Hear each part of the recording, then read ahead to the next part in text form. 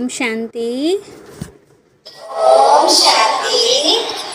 23/5/26 मुरली. मीठे बच्चे, रावण ने तुम्हें बहुत पीड़ित किया है. अभी तुम भक्तों का रक्षक भगवान आया है तुम्हारी पीड़ा को दूर करने. బాబా చెప్తున్నారు, మధురమైన పిల్లలు, రావణుడు మిమ్మల్ని చాలా పీడించాడు. ఇప్పుడు భక్తుల రక్షకుడైన భగవంతుడు వచ్చారు మీ యొక్క పీడని అంటే దుఃఖాన్ని దూరం చెయ్యటానికి అని. ప్రశ్న, సపూత్ బచ్చోं की मुख्य 2 నిశానియా సునాయే. సుపుత్రులైన పిల్లల ముఖ్యమైన 2 గుర్తులు ఏమిటి అని. ఆన్సర్, సపూత్ బచ్చే సదా మాతాపితాకు ఫాలో కర్ తఖ్త నషీన్ బనేంగే. సుపుత్రులైన పిల్లలు సదా మమ్మా బాబాను అనుసరిస్తారు, సింహాసనాధికారిగా అవుతారు. ఖూబ్ పురుషార్థమే లగే రహేంగే.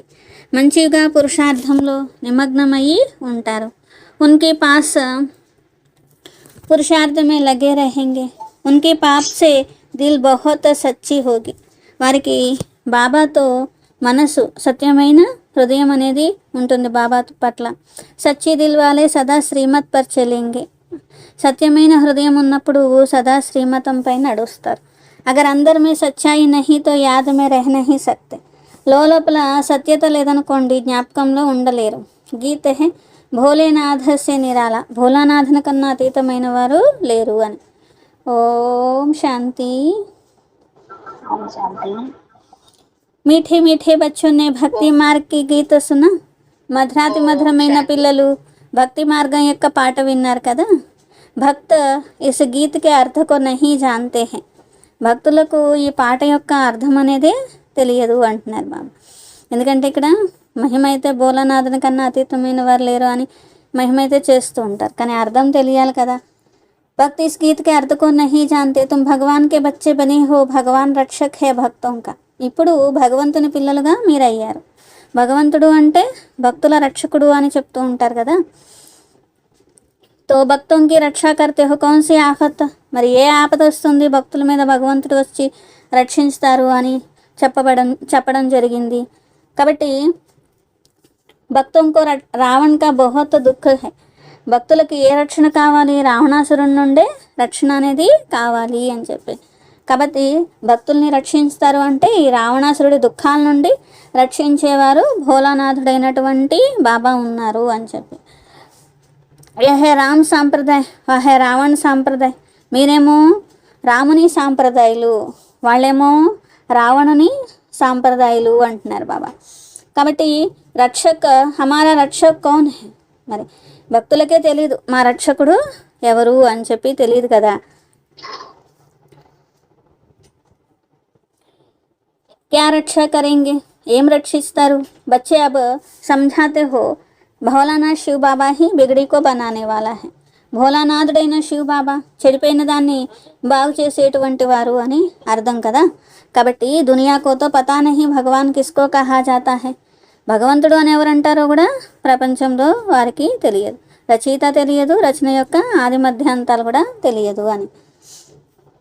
కాబట్టి ఇస్లియే ऐसे మనుష్య సాంప్రదాయ को ब्लाइंड भी कहा जाते. दूसरे तरफ तुम हो जिनको दिव्य दृष्टि मिली है. మరి అటువంటి వారికి గుడ్డివారిగా ఉన్నారు అని అంటారు. మరి మీరు దివ్య నేత్రం, మీకేమో దివ్య దృష్టి లభించింది, వాళ్ళేమో గుడ్డివారిగా ఉన్నారు. మీరున్నదే బ్రహ్మా కుమార్ కుమారీలు. బోర్డు పర్ భీ నామ్ లగా హువా హై బ్రహ్మా కుమారి ఈశ్వరి విశ్వవిద్యాలయ. బోర్డు పైన కూడా ఏమని రాసుంది? మరి ప్రజాపిత బ్రహ్మా కుమారి ఈశ్వరి విశ్వవిద్యాలయం అని రాసుంది కదా. కాబట్టి సిర్ఫ్ బ్రహ్మా కుమారియా హోనే హీ సక్తి.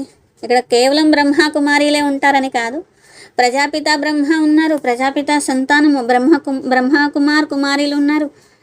కాబట్టి బచ్చే और बच्चियाँ दोनों होते हैं. ప్రజాపిత బ్రహ్మ के ही इतने ढेर मनुष्यों को हो सकते हैं. మరి ప్రజాపిత బ్రహ్మకి ఇంతమంది పిల్లలు అనేవారు ఉన్నారు కదా. ఇంతమంది ఉన్నారు కాబట్టి మరి రచన అనేది, కొత్త రచన అనేది జరుగుతుంది అని. బ్రహ్మ విష్ణు శంకరులను కూడా రచించిన వారు ఎవరు? బాబా ఉన్నారు. నిరాకారుడు ఒక్కరే తండ్రి ఉన్నారు, మిగిలిన వాళ్ళందరూ మరి సోదర సోదరీలు ఉన్నారు ఆత్మలు. ఈ సృష్టిలో చూసినట్లయితే ఇక్కడ బేహద్ బాబా ఉన్నారు. పరంపిత పరమాత్మ బ్రహ్మ ద్వారా రచన రచిస్తున్నారు. इनकी सारी रचना है. सब मनुष्य मात्र वास्तव में शिव वंशी है. అందరూ వీరి రచన, అందరు మనుష్య మాత్రలు ఆత్మరూపంలో చూస్తే ఏంటి, శివవంశీయులు అంటున్నారు. ఇప్పుడు ప్రజాపిత బ్రహ్మ యొక్క సంతానంగా అయ్యారు. కాబట్టి యహ నయి రచన परमपिता परमात्मा ब्रह्मा द्वारा रचना रचते हैं तो तुमको ब्रह्मा कुमार कुमारियाँ कहा जाता है. మరి పరంపిత పరమాత్మ బ్రహ్మ ద్వారా రచన రచించినప్పుడు మీరు పిల్లలు బ్రహ్మ కుమార్ కుమారీలు ఉన్నారు. బేహత్ తండ్రి యొక్క పిల్లలు ఉన్నారు. బ్రహ్మ కుమార్ కుమారీలు శివ్ బాబా దత్తత తీసుకున్నారు. శివ్ బాబా అంటారు మీరు నా పిల్లలు. ఆత్మలన్నీ చూస్తే ఎలా ఉంటాయి, నిరాకారంగా బిందు రూపంలో ఉంటాయి. పరంతు జ్ఞానంతో సాకారమే చాహే, జ్ఞానము సాకారంలో మరి కావాలి. तुम जानते हो हम आदि सनातन देवी देवता धर्म के ते ब्रह्मा द्वारा स्थापना यहाँ होती है. మేము ఆది సనాతన దేవీ దేవత ధర్మానికి చెందిన వారిమి. బ్రహ్మ ద్వారా స్థాపన ఇక్కడే జరుగుతుంది. శివ జయంతి కూడా ఇక్కడే జరగబడుతుంది. यहाँ मगध देश में ही जन्म लिया है. बाप कहते यह देश बहुत पवित्र स्वर्ग था. మగధ దేశంలో వస్తారు అని అంటూ ఉంటారు. బాబా వచ్చింది ఈ భారతదేశంలో. ఎప్పుడైతే పవిత్రమైన స్వర్గంగా ఒకప్పుడు ఉన్నది, మరి అది వారసత్వం ఎవరి నుండి వచ్చింది? ఇప్పుడు నరకంగా అయిపోయింది. స్వర్గం అనేది ఇది తయారు కావాలి. కాబట్టి శివబాబా మాకు రాజయోగం నేర్పించి తిరిగి ఈ విధమైన స్వర్గానికి యజమానిగా చేస్తున్నారు. పత్తా పావనుడు, భక్తుల రక్షకుడు భగవంతుడు ఒక్కరే. భక్తులు పిలుస్తూ ఉన్నారు. పతితంగా అయిపోయిన కారణంగా మేము పతితులమని కూడా అర్థం చేసుకోవట్లేదు. మీరందరూ ఆత్మలు. బాబా వచ్చి అర్థం చేయిస్తారు. ఆత్మే పతితంగా పావనంగా అవుతుంది. పావనమైన ప్రపంచం అంటే సత్యుగము, కలియుగము అంటే పవిత్రమైన ప్రపంచము. అన్ని రహస్యాలు బాబా చెప్తున్నారు. లక్షల సంవత్సరాలు ఏముండదు పిల్లలు. మనుషులు ఘోరమైన అంధకారంలో ఉన్నారు. కలియుగతో అభి చోటా బచ్చా హై और तुम जानते हो మౌత్ సామ్నే ఖడా హై. కలియుగం ఇంకా చిన్నపిల్ల వాడిలాగానే ఉంది అంటారు కదా. మృత్యువు ఎదురుగా నిలబడి ఉంది. అంధియారే और रोशनी का वर्णन संगम पर ही किया जाता है. అంధకారము వెలుగు ఇది సంగమంలోనే కదా చెప్పబడేది. ఎందుకంటే అంధకారం ఎక్కడుంది, వెలుగు ఎక్కడుంది అన్నీ బాబా వచ్చినప్పుడే తెలియచేస్తారు. మీరు ఇప్పుడు ఘోరమైన ప్రకాశంలోకి వచ్చారు. సత్యుగంలో यह वर्णन नहीं कर सकते, वहाँ यह నాలెడ్జ్ ही नहीं रहती है. సత్యుగంలో ఇలాంటి నాలెడ్జ్ అనేదే ఉండదు అంటున్నారు బాబా. समझाते तुम सतयुग में सूर्यवंशी घराने के थे और अंत में आकर शूद्रवंशी घराने के बने हो. సత్యుగంలో సూర్యవంశీ వంశానికి చెందినవారు, అంతిమంలో శూద్రవంశీయులుగా అయిపోయారు. ఆ ఫిర్ బ్రాహ్మణ వంశీ బనే హో. మళ్ళీ ఇప్పుడు బ్రాహ్మణ వంశీయులు.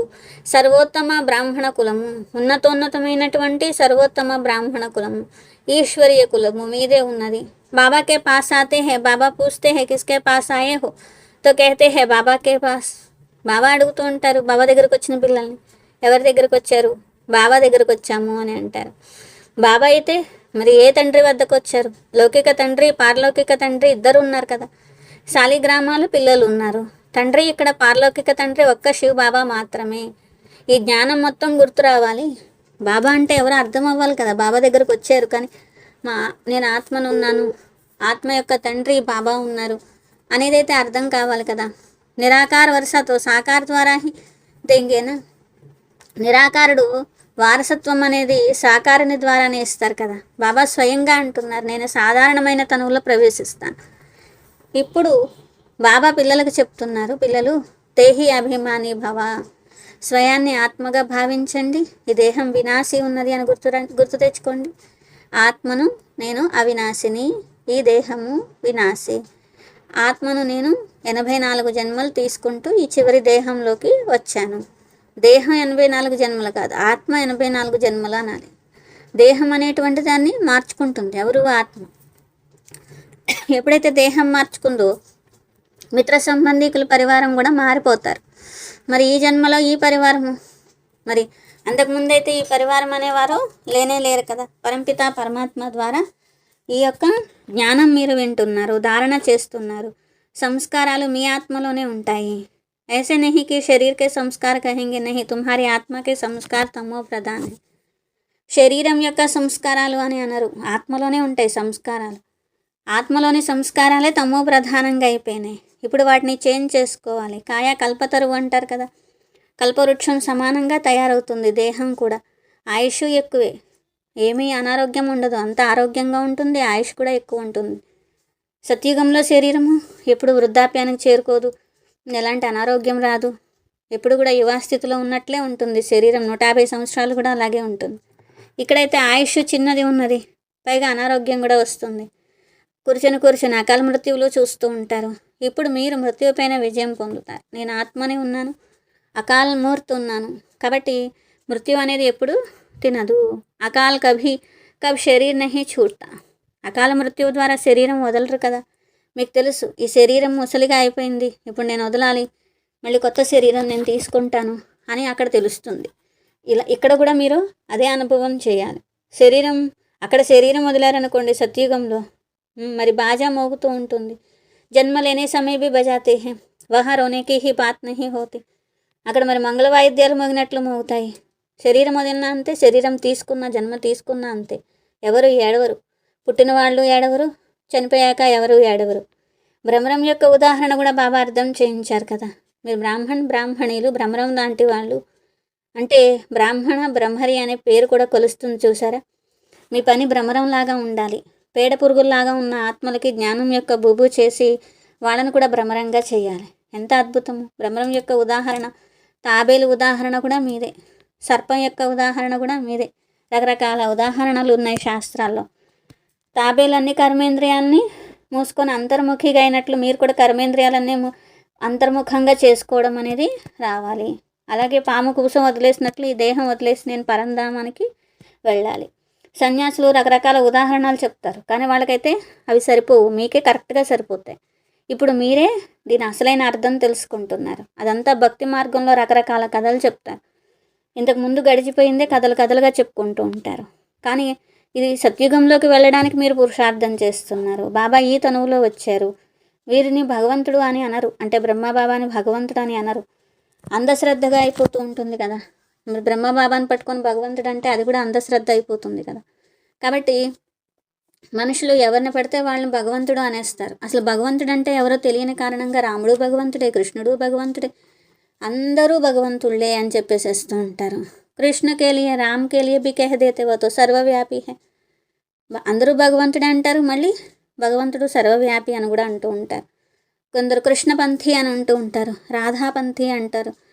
రాధాపంథీ వాళ్ళే కహెంగే సర్వత్వ రాధే హీ రాధే, కృష్ణపంథీ కహెంగే జిద్దర్ దేకో కృష్ణ హీ కృష్ణ హై. రాధా మార్గము అంటే వాళ్ళే అందరము ఏమో రాధలము, భగవంతుడేమో కృష్ణుడు అంటారు వాళ్ళు. అలాగే కృష్ణపంథీ అంటే వాళ్ళు ఏమంటారు, అందరము కృష్ణుళ్ళమే అంటారు. అందరం కృష్ణుళ్ళమే, అందరిలోనూ ఆత్మే పరమాత్మ, పరమాత్మే ఆత్మ, మళ్ళీ పరమాత్మలో కలిసిపోతారు అంటూ ఉంటారు. రామ్పంథీ అంటే అందరూ రాముడే అంటారు. రామ్ కృష్ణ సే బడా హై, క్యోంకి రామ్ కో త్రేతా మే కృష్ణ కో ద్వాపర్ మే లే గయే హై. వాళ్ళ లెక్క ప్రకారము కృష్ణుడు తర్వాత వస్తారు, రాముడే ముందు వస్తారు అని. కృష్ణుడి కంటే రాముడే పెద్ద అనుకుంటూ ఉంటారు. బాబా అంటున్నారు ఎంత అజ్ఞానం పట్టుకుందో చూడండి అందరికీ. అబ్ బాప్ తుమ్ బచ్చోం కో సమఝా రహే హై. బాబా మీకు అర్థం చేయిస్తున్నారు. ఇంతమంది కుమారీలు బేహద్ బాబా లభించారు. ఎవరినైనా కూడా అడగండి, ప్రజాపిత బ్రహ్మ అనే పేరు ఎప్పుడైనా విన్నారా? వారసత్వము స్వర్గము అనేది మరి ఎలా పొందొచ్చో తెలుసా? కొత్త రచన అనేది ఇప్పుడు రచించబడుతున్నది. బ్రహ్మ ద్వారా బ్రాహ్మణుల రచన జరిగింది. బ్రహ్మముఖ వంశావళి బ్రాహ్మణులు మీరు ఉన్నారు, ప్రపంచంలో వాళ్ళు కాదు. మరి తాతయ్య వారసత్వం అనేది పొందుతున్నారు. శివబాబా తాతయ్య అయ్యారు కదా, బ్రహ్మ తండ్రి అయినట్లయితే బేహద్ పిల్లలు బేహద్ బాబా నుండి వారసత్వం పొందుతున్నారు. బరోబర్ స్వర్గవాసి థే, అవి నరకవాసి బన్ గయే హై. ఒకప్పుడు స్వర్గవాసిగా ఉండేవారు, ఇప్పుడు నరకవాసిగా అయిపోయారు. మరలా ప్రజాపిత బ్రహ్మ ద్వారా పరంపిత పరమాత్మ విష్ణుపురి స్వర్గాన్ని రచిస్తున్నారు. ఎంత సహజమైన విషయాలు శివబాబా చెప్తున్నారు. ఆగే తుమ్కో యహ జ్ఞాన్ థా, ఇన్కి ఆత్మ హీ కహతీ హై మేరే మే యహ జ్ఞాన్ నహీ థా. ఇంతకుముందు మీలో ఈ జ్ఞానం లేదు, బ్రహ్మబాబా ఆత్మనే చెప్తున్నారు, నాకు కూడా ఏమీ తెలియదు, శివబాబా వచ్చిన తర్వాతే నాకు కూడా అన్నీ తెలిసినాయి అని. ఒకప్పుడు పూజ్యులుగా ఉండేవారు, చివరి జన్మకు వచ్చేసరికి పూజారిగా అయిపోయారు కదా. ఇప్పుడు బాబా వచ్చి పూజారి నుండి పూజ్యంగా చేస్తున్నారు. లోపల ఎంత సంతోషం ఉండాలి. పరంపిత పరమాత్మ వచ్చి అడాప్ట్ చేసుకున్నారు. మనుషుల్ని అడాప్ట్ చేసుకుంటూ ఉంటారు. తో బహుత్ మనుష్య హోతే జిన్కో అప్నే బచ్చే నహీ హోతే. ఎవరైనా పిల్లలు లేకపోతే దత్తత తీసుకుంటూ ఉంటారు. ఇక్కడ బాబా అంటారు, మీరందరు పిల్లలు రావణాసురుడి వారిగా అయిపోయారు, అందుకే నేను వచ్చి మళ్ళీ మిమ్మల్ని దత్తత తీసుకోవాల్సి వస్తున్నది. అది కూడా బ్రహ్మ ద్వారా వారసత్వం ఇవ్వాలి కాబట్టి దత్తత తీసుకున్నారు. ఈ అడాప్షన్ అనేది ఎంత వండర్ఫుల్ చూడండి. మీకు తెలుసు శివ బాబా బ్రహ్మ ద్వారా దత్తత తీసుకుంటున్నారు. పిల్లలకు బేహద్ సుఖ వారసత్వాన్ని ఇవ్వడానికి ब्रह्मा तो दे नहीं सकते, यह भी मनुष्य है ना प्रजापिता ब्रह्मा, मनुष्य यह ज्ञान नहीं देते हैं. ప్రజాపిత బ్రహ్మ కూడా మరి వీరు కూడా మనుషులాగానే ఉన్నారు కదా. మనుషులకి జ్ఞానం ఇవ్వలేరు, పరమాత్ముడే ఈ శరీరంలో వచ్చి జ్ఞానం ఇస్తున్నారు. జ్ఞానసాగరుడు నిరాకారుడైనటువంటి తండ్రి వచ్చి జ్ఞానం ఇస్తున్నారు. విష్ణువుని ఎప్పుడు జ్ఞానసాగరుడు అని అనడానికి వీల్లేదు. బ్రహ్మాయ మహిమ వేరు, విష్ణు మహిమ వేరు, శివబాబా మహిమ వేరు.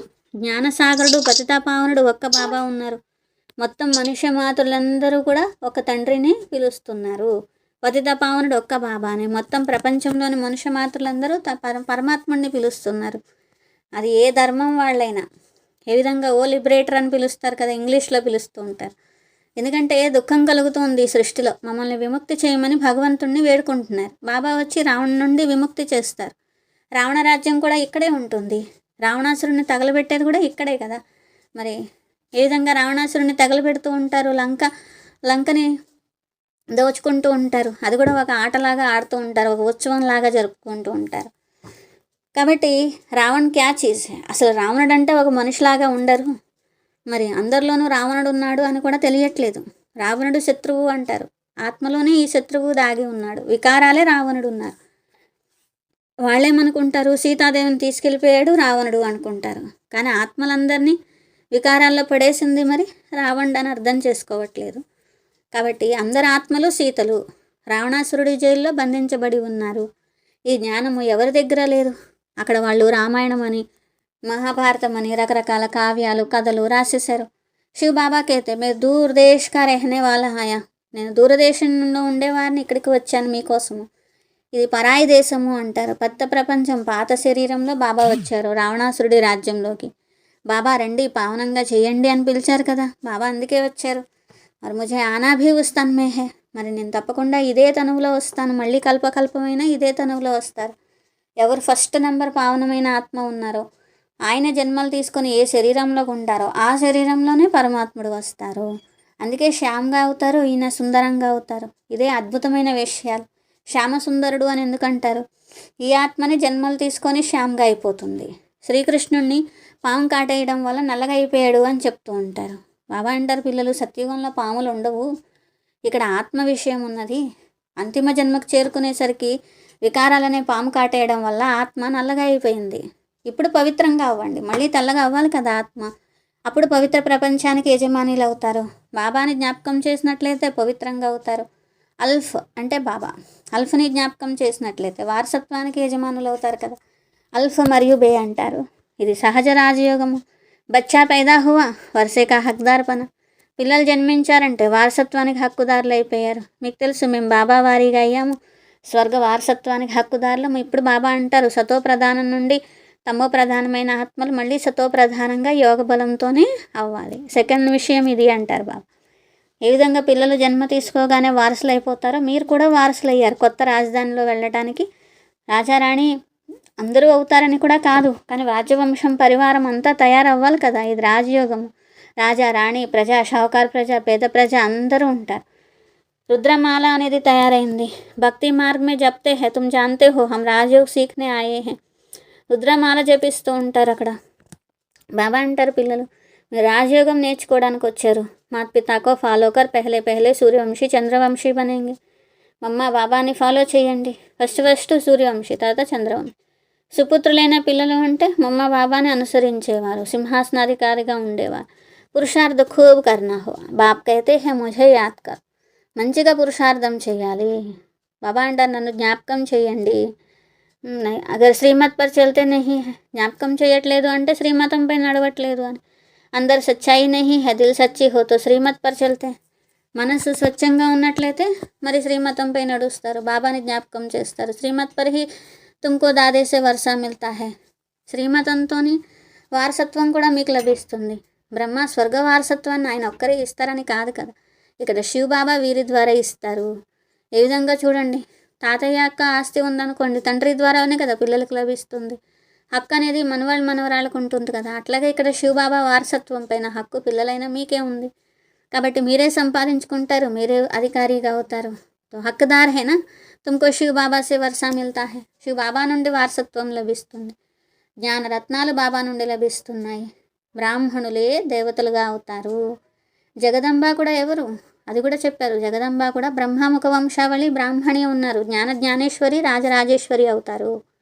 మీరు కూడా మా అమ్మలాగా జ్ఞానేశ్వరి అయ్యి రాజరాజేశ్వరిగా కావాలి అంటున్నారు. అచ్చా, मीठे मीठे सिखलते बच्चों प्रति माता पिता बाप दादा का याद प्यार और गुड मॉर्निंग। रूहानी बाप की रूहानी बच्चों को नमस्ते। हम रूहानी बच्चों की रूहानी बाप दादा को याद प्यार गुड मॉर्निंग और नमस्ते। मेरा बाबा, प्यारा बाबा, मीठा बाबा, शुक्रिया शुक्रिया शुक्रिया। धारणा कोसम फर्स्ट पॉइंट, आत्मा में जो तमो प्रधानता के संस्कार है उन्हें याद के बल से चेंज करना है। ఆత్మలో ఏదైతే తమో ప్రధానత సంస్కారాలు ఉన్నాయో వాటిని యోగ బలంతో పరివర్తన చేయాలి, సతో ప్రధానంగా అవ్వాలి. సెకండ్ పాయింట్, బాబా ఏదైతే రాజ్యవారసత్వం ఇస్తున్నారో సదా సుపుత్రులైన పిల్లలై శ్రీమతం పైన నడవాలి. సత్యమైన బాబాతో సత్యంగా ఉండాలి. మాతాపితాని పూర్తి ఫాలో చేయాలి. జ్ఞానరత్నాల దానం చేయాలి. वरदान, अपने परिवर्तन द्वारा निरंतर विजय की अनुभूति करने वाले सच्चे सेवाधारी भव। తమ పరివర్తన ద్వారా నిరంతరము విజయం యొక్క అనుభూతి చేసేటువంటి సత్యమైన సేవాదారిగా కండి. ఏ విధంగా నిరంతర యోగిగా అయ్యారు అలా నిరంతర విజయిగా కూడా కావాలి. సత్యమైన सेवाधारी बन जाएंगे क्योंकि विजयी आत्मा सब हर संकल्प हर कदम में विजय का अनुभव करती. విజయీ ఆత్మలు ప్రతి అడుగులోనూ ప్రతి సంకల్పంలోనూ విజయిగా ఉంటారు. కాబట్టి సత్యమైన సేవాదారులు విజయిగా అవుతారు. కాబట్టి పరివర్తన దేక అనేక ఆత్మకి సేవ స్వతహా హోతీ హై. వీరిలో ఉన్న పరివర్తన చూసి అందరూ మారుతారు. అందరిలో కూడా మేము వీళ్ళలాగా తయారవ్వాలి అని అనుభవం అవుతుంది. ఎందుకంటే ఇలాంటి పిల్లల నడవడికలో బాబా చరిత్ర, బాబా సాక్షాత్కారము, బాబా మస్తకమణి, వీరి మస్తకంలో మరి మస్తకమణి యొక్క సాక్షాత్కారం జరుగుతుంది. ఇలా అవ్యక్తమైనటువంటి స్వరూపంతో సేవ చేసే విశేష ఆత్మలే సత్యమైన సేవాధారిలో. స్లోగన్, విశేషత గుణదాత హి దేన్ హై, దాతాకో దేకో వ్యక్తికో నహి. విశేషతలు గుణదాత యొక్క వరదానం. దాత అంటే ఇచ్చిన బాబాని చూడండి, మరి అంతేకాని వ్యక్తుల్ని చూడకండి. ఎవరిలోనే విశేషత ఉంది అంటే అది ఇచ్చింది బాబా, అంతేకాని ఆ వ్యక్తి వైపు వెళ్ళకూడదు మీ బుద్ధి. अव्यक्त इशारे सदा अचल अडोल एकरस स्थिति का अनुभव करो. सदा अचल अडोल एकरस स्थिति अनुभवम చేయండి. आत्मिक स्थिति के अभ्यास से वायुमंडल को रूहानी बनाओ तो और सब बातें स्वतः ठीक हो जाएंगी. ఆత్మిక స్థితి అభ్యాసంతో వాయుమండలాన్ని రూహానియతతో తయారు చేస్తే మిగిలిన విషయాలన్నీ సరైపోతాయి. సబ్ ఏకమత్ ఏకరస్ హో జాయింగ్. అందరూ ఏకమతంగా ఏకరస్గా అవుతారు.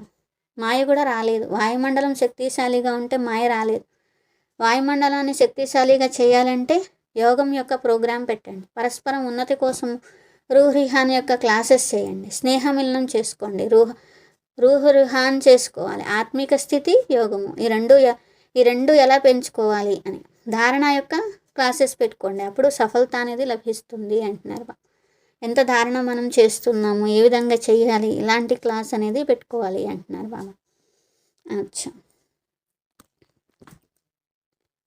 స్వమానం చెప్పండి.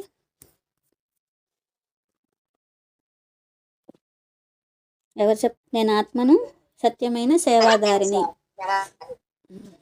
నేను సార్ बीके चंचन्य, बीके शांतक्य, बीके सत्यवतक्य, बीके मल्लीश्वरक्य, बीके अनंत लक्ष्मक्य, बीके पेडमर लक्ष्मी देवी अक्य, बीके सुनीता अक्य, बीके कुमारी अक्य.